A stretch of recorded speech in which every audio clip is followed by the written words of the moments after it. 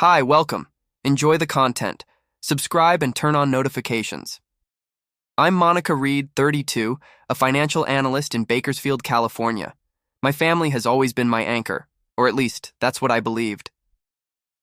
Last spring, I planned a dream trip to London for my parents' 30th anniversary. I spent weeks mapping every stop: Big Ben, Buckingham Palace, a riverfront dinner on the Thames. I even offered to cover most of the costs, including my brother, his wife, and their daughter. Everyone seemed excited. Our FaceTime calls from Fresno lit up with plans. It felt perfect. Then, 6 weeks before we were due to go, my mom called. "Sweetie, we can't swing it," she said, her voice heavy. "Money's tight and your dad's back is flaring up."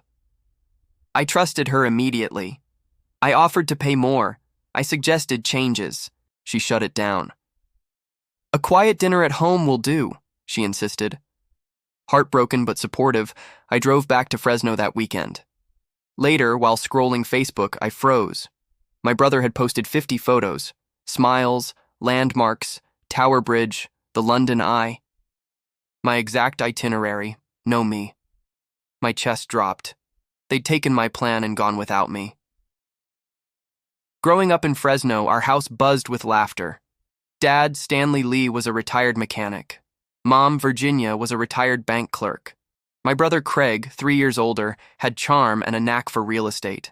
I was the steady one, dependable, quiet, doing the work behind the scenes. I moved to Bakersfield 5 years ago to work as a financial analyst. Distance didn't change my role. Mom called about bills, car repairs, Dad's physical therapy. "You're so good with numbers, Monica," she'd say. I sent money. I wired checks. I covered utilities when their pension fell short. Craig, always busy with his flashy lifestyle, rarely pitched in, so I planned London for them. I imagined Big Ben, West End shows, Covent Garden, a river cruise. I booked theater tickets. I built a shared spreadsheet. Mom loved it. Dad, usually reserved, even smiled. Craig joked about sneaking into a pub crawl. Pamela and Mia were excited. Joanne and Lawrence offered to help with bookings. Everything looked set. 6 weeks out, Mom called to cancel. "We're short on funds," she said. "Your dad's back is worse. A simple dinner will do." I froze at the spreadsheet still open on my laptop. I tried to adapt. I even offered to help more. Virginia was firm. "No," she said. "It's not the right time." I tried to accept it. I still wanted to make their anniversary special. I assembled a leather-bound photo album, picked a Napa Cabernet, and planned a surprise. I drove 2 hours to Fresno, gift bag in hand, imagining the small, meaningful celebration we'd share. I pulled up to an empty, quiet house. No decorations, no plates. The garage was open. Dad's Chevy was gone. I knocked. I called. Straight to voicemail. I set the gift by the door, left a note, and drove back to Bakersfield, puzzled and uneasy. That night, scrolling Facebook, I found Craig's post. Time-stamped that same afternoon. The London Eye, Tower Bridge, the restaurants from my itinerary.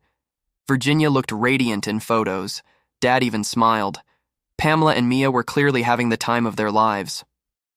The captions glowed: "Unforgettable family trip, London vibes, and photos of the exact places I'd reserved."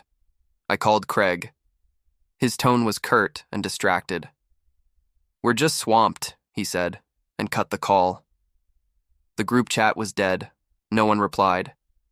The empty house, the canceled plan, the posts, it didn't add up. They'd used my plan, taken my trip, and erased me. I asked myself why. Was it money after all? Or something else? A text from Jared, Craig's college buddy, arrived. "Virginia thinks you're too independent. She says Craig's under financial stress." My stomach turned. I dug for more evidence. Craig's photos showed luxury purchases: a Rolex on Pamela's wrist, a deluxe Lego set for Mia. The financial hardship claim felt like a lie. I saved screenshots. I documented everything. I emailed the family: Virginia, Stanley, Craig, Pamela. I attached their London photos and wrote calmly, "I planned this trip for us. Why did you go without me? Why lie about money? Virginia's reply came quickly. It was last minute.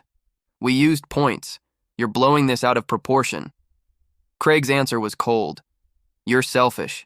We needed this as a family. Their dismissals stung, but I kept my cool. I built a file. Screenshots, timestamps, Jared's text. I wanted proof before I reacted. A mutual friend confirmed Craig had sold a Mustang later that year to cover debts. Months passed. The family went quiet. I blocked numbers one by one. The rope of obligation I'd held for years finally snapped. Life in Bakersfield changed, but not in the way you'd expect. I leaned into friends. Leslie dragged me to a book club where I met Agnes. Work became a refuge. I focused on what I could control. I rebuilt my weekends, found small joys, and learned what boundary actually felt like. I stopped being the person everyone expected to bail them out. 4 months later, I heard Craig had sold the Mustang. He'd been forced to face consequences. Virginia and Stanley retreated. Pamela and Mia faded from my life. Joanne and Lawrence stayed distant. My family, the one I assumed would always be there, had chosen differently. What I learned is this. Family doesn't get a free pass to disrespect you. Setting boundaries isn't selfish. Sometimes it's survival. Choosing myself was the hardest thing I've done, but it gave me a freedom I didn't know I needed. Thanks for listening to my story. Have you ever been left out by the people you trusted most? Share your experience down below, and don't forget to subscribe for more stories. See you next time.